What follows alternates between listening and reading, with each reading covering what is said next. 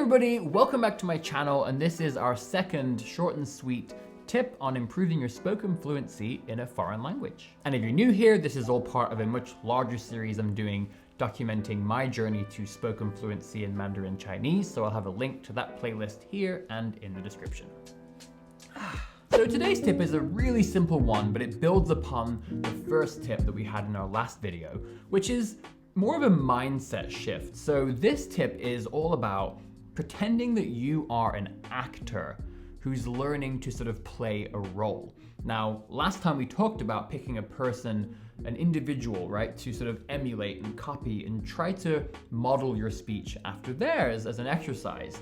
But this one's more about the mindset. I'm not an actor, right? But I have sort of been in plays when I was younger and things. But when I think about if I were told, to play a specific person as a character from a certain country, I'm speaking their language, I imagine, the way that you would approach that. And I think it's fantastic, right? You're gonna study that person, you're gonna study their mannerisms, the way they move. And there's so much more involved in playing a specific character versus just emulating a certain way of speaking. Another fun thing that I like to do that some people find kind of strange is that even in my native language, I actually like to sometimes act, right, and play different accents. So one thing I do is when I go to a coffee shop, especially for the first time, no one knows me there, I'm not a regular, I will often try to see if I can get through the entire interaction of ordering my coffee and such in a different accent. So maybe a New York accent, right? Or a Scottish accent, or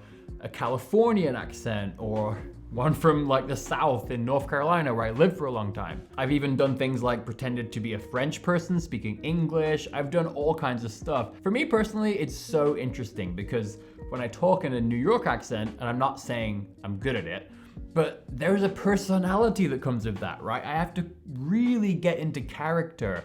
And I think that's the key idea here, right? You're not just, copying the way someone speaks, you're getting into a character. And so when you approach speaking the language, it's a really cool way to just, I find that I just love this idea of being an actor or an actress. And that's basically it. It's a very short and simple tip. Now the next tip is gonna build on this even further, but that one's gonna be super interesting. It's something that I don't think a lot of people have thought about.